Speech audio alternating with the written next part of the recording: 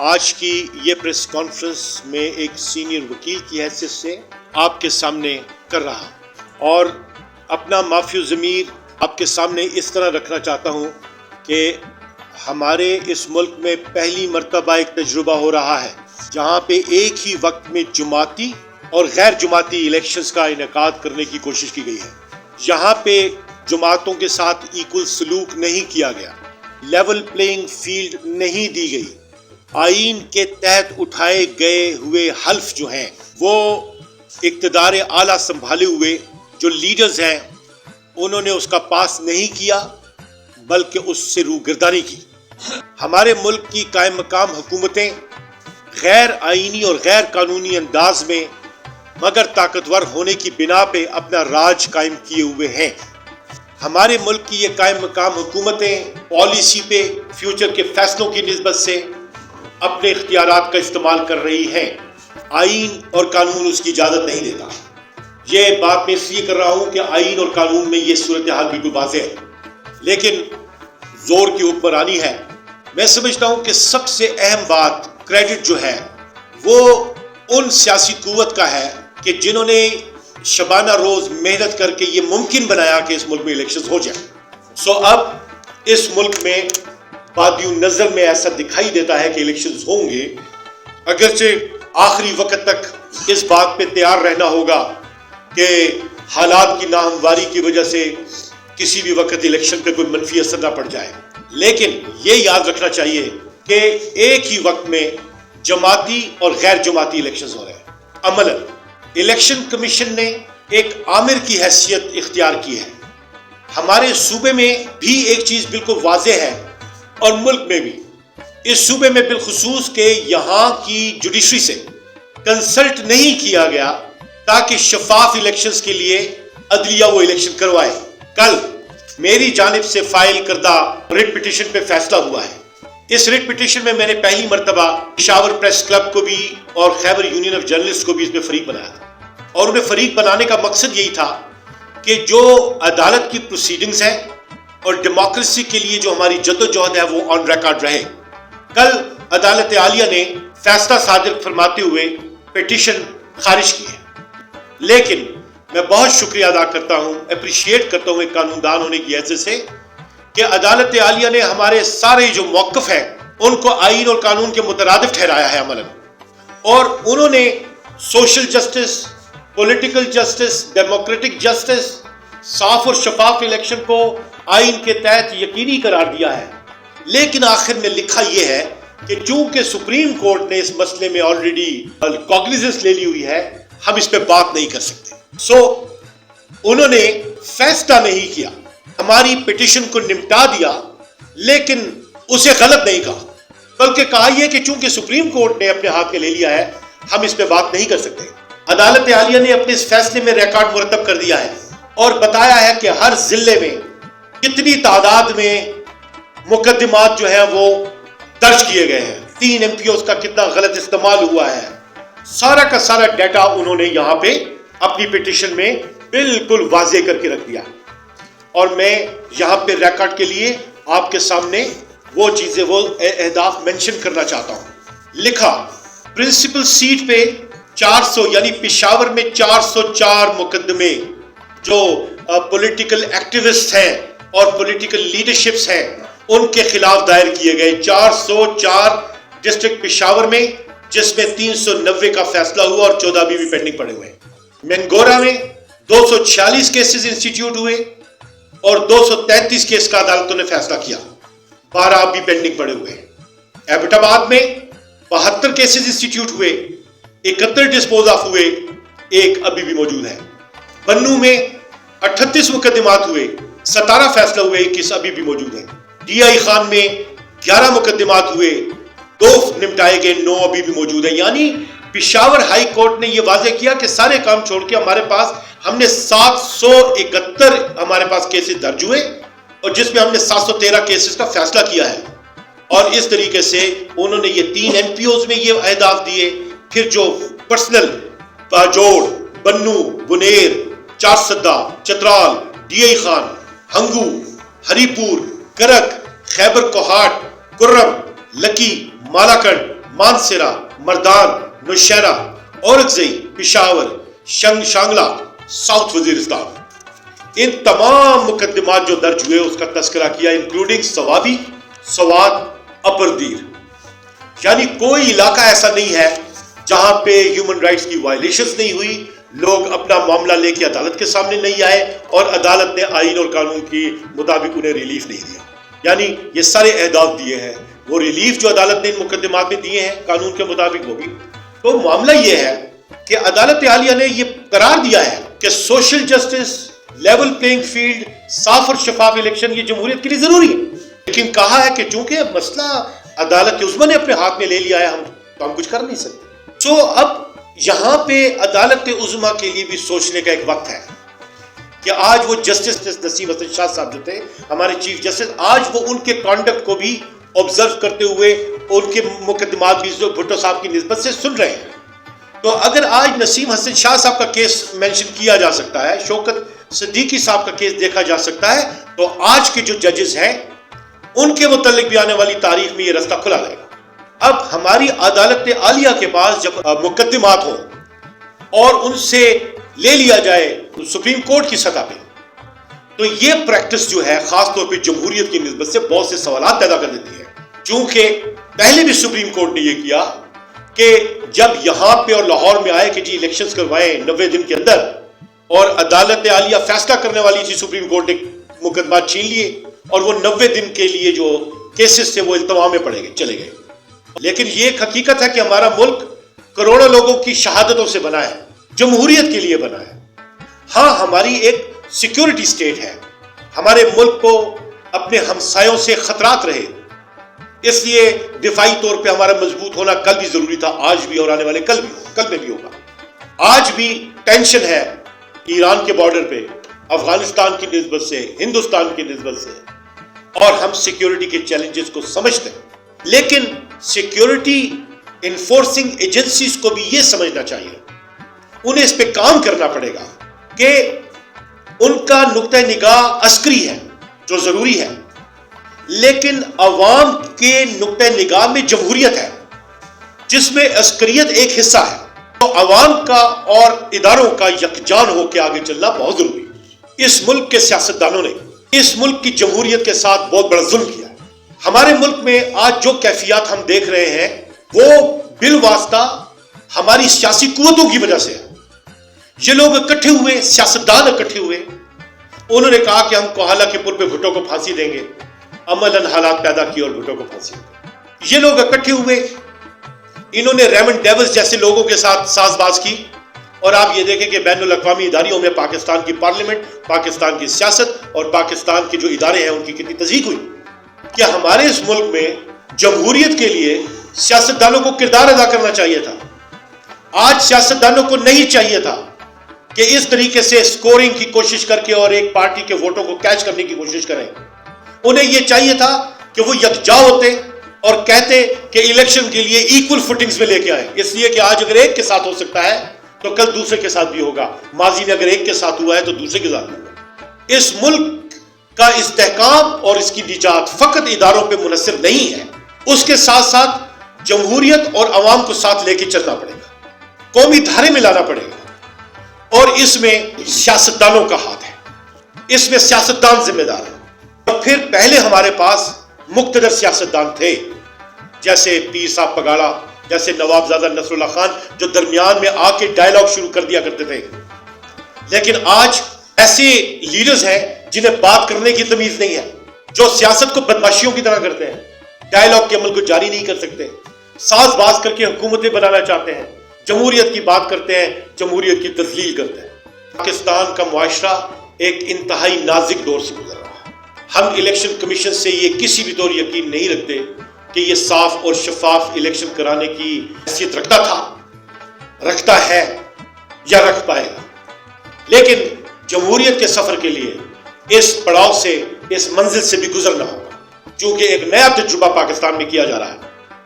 उसके नताइज जो मुरतब होंगे वो भी पॉलिटिकल चैलेंज होंगे, और उसका मुकाबला भी हमें बड़ी जिम्मेदारी के साथ अदा करना है। इस मुल्क में जमहूरियत के इस्तेहकाम के लिए अगर उम्मीद रखी जा सकती है तो आईन और कानून پہ، لیکن ذریعہ ہماری جوڈیشری ہے. اور میں آج بڑے فخر سے کہتا ہوں کہ عدالت عالیہ پشاور ہائی کورٹ نے پورے پاکستان کے لیے جمہوریت کے استحکام کے لیے جو ویژن دی ہے اپنے اعلیٰ فیصلوں کی روشنی میں، باقی صوبوں نے اس کی پیروی کرنے کی اپنی اپنی جگہ کوشش کی. پشاور ہائی کورٹ کی ججمنٹ کا تذکرہ کلبھوشن یادیو کے کیس میں انٹرنیشنل کورٹ آف جسٹس میں ہوا کہ بے شک عمیر نیازی کے خلاف عدالت عظمیٰ نے یہ سمجھا کہ کنٹیمپٹ کا نوٹس دے دے، لیکن اس ججمنٹ میں بھی انہوں نے فیصلے میں بھی ریفرنس کے طور پہ پشاور ہائی کورٹ کی ججمنٹ دی تھی. پشاور ہائی کورٹ نے ملک کے اس اہم ترین دور میں اعلیٰ ترین معیار ممکنہ حد تک جو ہے اس کا اظہار کیا ہے ہمارے منصفین نے، لیکن انہوں نے توازن بھی قائم رکھا ہے. اور ذمہ داری ہے سیاسی جماعتوں کی، اور سیاسی جماعتیں اپنا فرض نہ ادا کر سکی نہ کر رہی ہیں، بلکہ ووٹ کیپچر کرنے کی کوشش کر رہی ہے. غیر جماعتی نظم میں عملاً ایک جماعت الیکشن لڑ رہی ہے، آپ نے اسے سینکڑوں دے دیے، نشانات دے دیے، آپ نے اس فیصلے کو بھی یاد نہیں رکھا اور نہ ہی اپنی ججمنٹ کا حصہ بنایا عدالت عظمیٰ نے، کہ جس میں انہوں نے کہا تھا کہ مرزا اسلم بیگ کی جو ججمنٹ تھی، سپریم کورٹ نے کہا تھا کہ ادارے جو ہیں ان کا کوئی کام نہیں ہے الیکشنز میں. ان کے اس فیصلے کا اطلاق موجودہ حالات میں عدالت عظمیٰ نے نہیں کیا، دیکھا نہیں. عدالت عظمیٰ نے یہ کوشچن بھی فریم نہیں کیا کہ ہم ایک پارٹی، بے شک ایک پارٹی نے ایویڈنٹ ڈسکرپنسیز کی ہوں گی، لیکن عدالت عظمیٰ نے یہ نہیں دیکھا کہ جمہوریت کے سفر میں میجورٹی فیصلہ کرتی ہے، اور ایک بہت بڑی پاپولر پارٹی جو ہے، بہت بڑی پاپولر پارٹی جو ہے، اس کی جڑیں عوام میں موجود ہیں. تو عوام کا جو حق ہے اس سمبل کی نسبت، جب وہ سمبل چھین لیا جائے گا تو میجورٹی کو کنورٹ کر دیا جائے گا، تقسیم کر دیا جائے گا، ان سے ان کی زندگی چھین لی جائے گی، فیئر الیکشن ہو ہی نہیں پائے گا. انہوں نے میجورٹی کے نقطہ نظر سے، اس ملک کی اکثریتی عوام کی نقطہ نظر سے نہ کوئی کوشچن فریم کیا، نہ اس نگاہ سے دیکھا، ٹیکنیکلٹیز کی بنیاد پہ انہوں نے کیس کا فیصلہ کیا. جبکہ عدالت عظمیٰ بار بار کہہ چکی کہ سبسٹینشل جسٹس ہونا چاہیے، جسٹس نظر آنا چاہیے، ٹیکنیکلٹیز جو ہیں انہیں پس سے پوچھ ڈالنا چاہیے. اس مروجہ فیصلے کو بھی عدالت عظمیٰ نے اپنی نگاہ میں نہیں دیکھا اور آگے ٹیکنیکلٹیز کی بنیاد پہ فیصلہ کرنے کے لیے فیصلہ انہوں نے ٹیکنیکل بنیادوں پہ کر دیا، لیکن اس ملک کی سب سے بڑی جماعت جو ہے اس کو ووٹ کے حقیقی حق سے، حق کے استعمال سے محروم کر دیا. لیکن عدالتوں میں جو نظم اور جو ارتقاء کے مرحلے قائم ہو رہے ہیں، تقاضا یہ تھا کہ جس طریقے سے ہمارے محترم چیف جسٹس آف پاکستان نے اختیار کل کو تقسیم کر دیا 3 سینئر موسٹ ججز میں، تو چاہیے تھا کہ بے نظیر محترمہ کے کیس میں سمبل کے حوالے سے جو فل کورٹ ججمنٹ آئی تھی، تو آج بھی وہ سمبل کی نسبت فل کورٹ بٹھاتے، فقط 3 ججوں پہ اکتفا نہ کرتے، اس لیے کہ کبھی بھی ایسا نہیں ہوا کہ ایک ریشنل جو ہے وہ بڑے لارجر بینچ نے دیا ہے اور اسے پریکٹیکلی انڈو کر دیا ہے مختصر ججز کی تعداد میں. تو انہیں چاہیے تھا لارجر بینچ دیتے، اس لیے کہ اس نے آگے ہمارے 5 سال اور ہمارے ملک کے مستقبل اس کے راستے جو ہے متعین کر رہے تھے، وہ نہیں ہوا. تو ہمیں کانسٹیٹیوشنل اپرائز کے لیے اور کانسٹیٹیوشن کو پریزرو کرنے کے لیے وکلاء کو اور پاکستان کی عوام کو بھرپور جدوجہد کرنی پڑے گی. اور یہ ملک نازک دور سے گزر رہا ہے. ہم ایک طور یہ سمجھتے ہیں کہ الیکشن کا ہونا لازم و ملزوم ہے، ضروری ہے. ہم اس چیز کو بھی محسوس کرتے ہیں کہ اس کے بعد بھی اس الیکشن پہ سوال اٹھائے جائیں گے، اور ہم اس عزم کا بھی ادا کرتے ہیں کہ اس صورتحال کو بھی ہمیں ذمہ داری کے ساتھ آئین اور قانون کے مطابق سامنا کرنا پڑے گا، اس لیے کہ ہمیں بہار طور ان سانحات سے بچنا ہے جو ماضی میں ہم ملک کی تقسیم کی صورت میں دیکھ چکے ہیں. یاد رکھیے، اور میں یہ کہنا چاہتا ہوں اداروں کو بھی کہ عوام کو ساتھ لے کے چلیں، اور سیاستدانوں کو کہنا چاہتا ہوں کہ تب چلے گی جب آپ ذمہ داری کا مظاہرہ کریں گے اور مل کے چلیں گے، اس لیے کہ ہم سب مل کر ہی تو پاکستان کو جمہوریت کی راہ پہ چلا سکتے ہیں. باہمی انتشار، باہمی اختلاف، ایک دوسرے سے دشمنی، یہ اس ملک کے مسائل کا حل نہیں ہے. ٹرو اسپرٹ کے ساتھ جمہوری پروسیس میں اس ملک کا مفاد موجود ہے. اور عمران خان نے واضح طور پہ کہا تھا کہ میں ڈائیلاگ کے لیے تیار ہوں صرف ایک ہی جگہ، اور وہ یہ کہ اس ملک میں الیکشن کرنا. So he was ready for dialogues. ابھی بھی جو جیل سے بھی ان کی سٹیٹمنٹس آئی انہوں نے کہا میں ڈائلاگ کے لیے تیار ہوں صاف اور شفاف الیکشن کی نسبت سے. یہ بات تو آپ نے عمران خان کی نسبت کی, یہ ریکارڈ پہ میں کہہ سکتا ہوں کہ یہ بات کہ ایک وقت تھا کہ بھٹو نے بھی کہا تھا میں ڈائلاگ نہیں کرتا, رائٹ. پھر آپ نے دیکھا کہ ڈائلاگز ہوئے, اس لیے کہ اس وقت وزڈم والے لوگ موجود تھے. اس وقت نوابزادہ نصر اللہ خان موجود تھے, طفیل احمد موجود تھے, ایون ولی خان موجود تھے, اسٹیک ہولڈر جو اسٹیٹ ہوڈ کو جانتے تھے, اسٹیٹ کرافٹ کو جانتے تھے. آپ نے دیکھا کہ ہارڈ لائنرز تھے اصغر خان, لیکن ہوتے ہوئے انہیں ایک سائڈ پہ کرتے ہوئے انہوں نے وہ پروسیس, اور خصوصاً فضل رحمان صاحب کے والد صاحب جو تھے مفتی محمود صاحب, وہ اس پروسیس کا حصہ تھے, وہ ڈائلاگ کرنے والے لوگ تھے. ہمارے لیے چیلنج یہ بن گیا کہ اب درمیان میں وہ وائس جو ہے, یہ کسی قوم کی بدقسمتی ہوتی ہے نا, جب آپ بے نظیر کو شہادت ہو جائے, بڑے بڑے لوگ منظر عام سے ہٹ جائیں, تو آپ کے پاس وہ جو کیری کرنے والے لوگ ہوتے ہیں وہ نہیں رہ پاتے. تو گزارش یہ ہے کہ بھٹو نے بھی کہا تھا کہ میں ڈائلاگ نہیں کرتا, کیوں ڈائلاگ کروں, میں الیکشن جیت گیا ہوں. حالات پیدا ہوتے ہیں. اب آپ کو یاد ہوگا پروٹوکال نہیں دیتے تھے نواز شریف عمران خان بے نظیر بھٹو صاحبہ کو, ایئرپورٹ پہ ریسیو کرنے نہیں جاتے تھے. پنجاب میں ایک علیحدہ دبستان بنایا ہوا تھا. پھر آپ نے دیکھا میثاق جمہوریت ہوئی نا, بیٹھ کے کیا. ایسا کبھی نہیں ہوتا کہ پولیٹیکل پروسیس اور پولیٹیکل ڈائلاگ نہ ہو. ہاں بڑی قد کے لوگ ہونے چاہیے.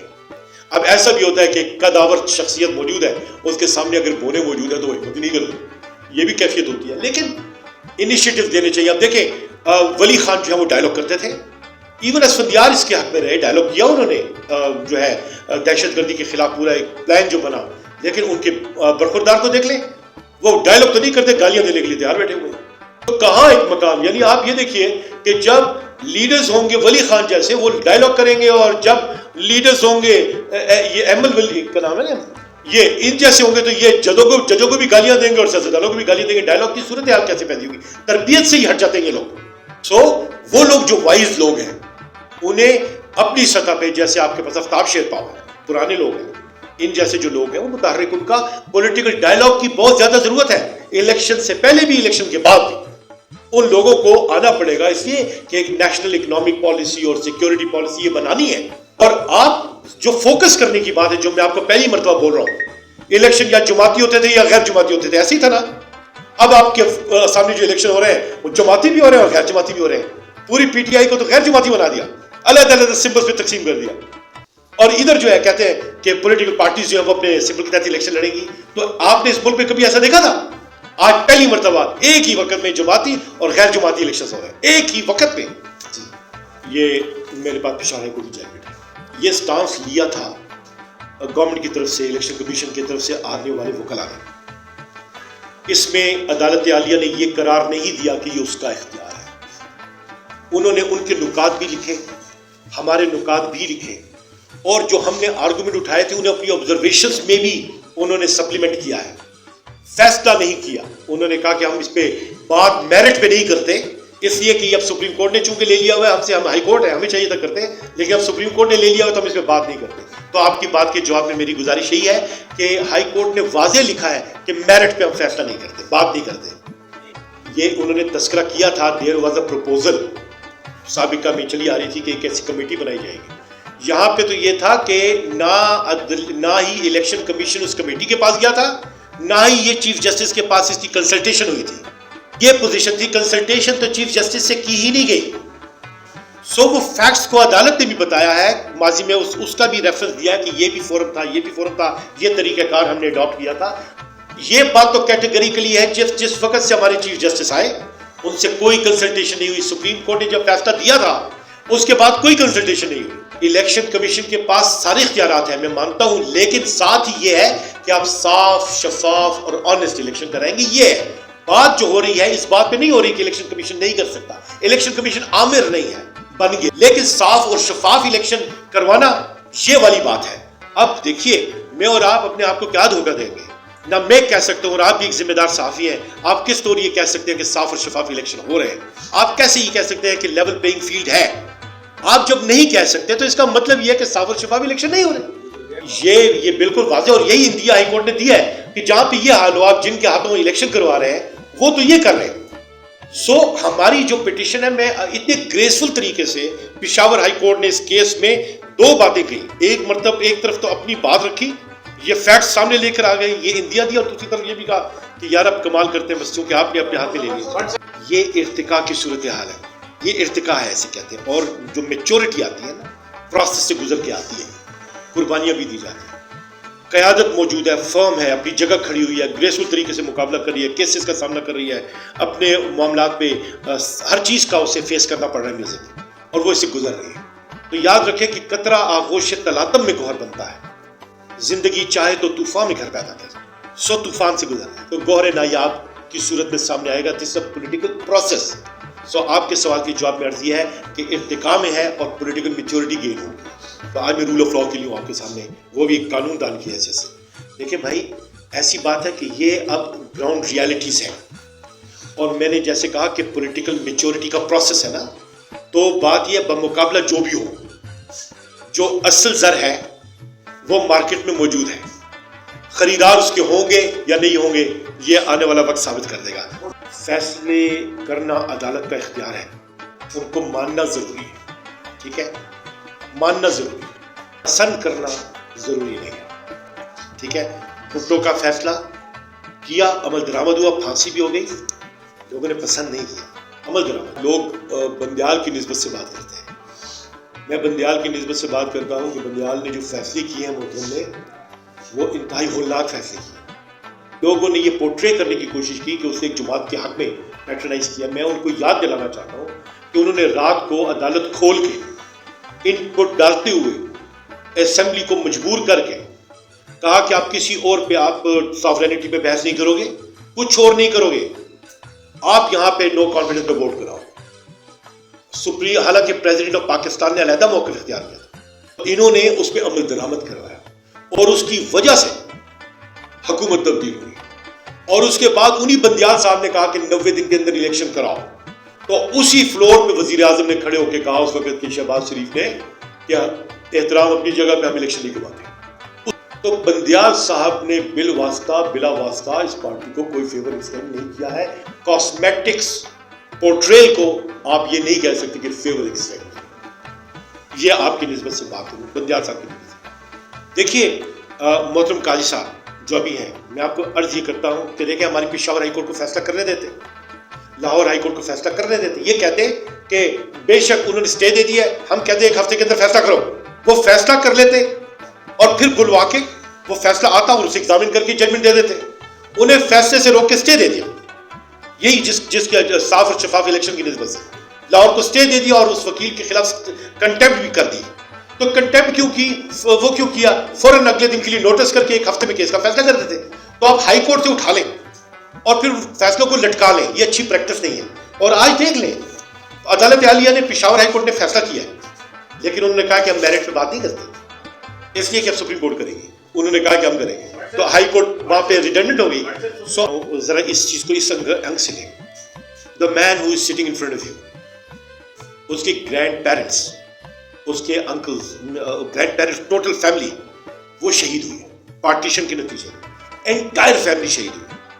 My father in orphanage of 11 years came to Pakistan, بادشاہ تک فقیر بنا, چائلڈ لیبر کی حیثیت سے شروع کیا اور ہم لوگوں کو اس مقام تک پہنچایا.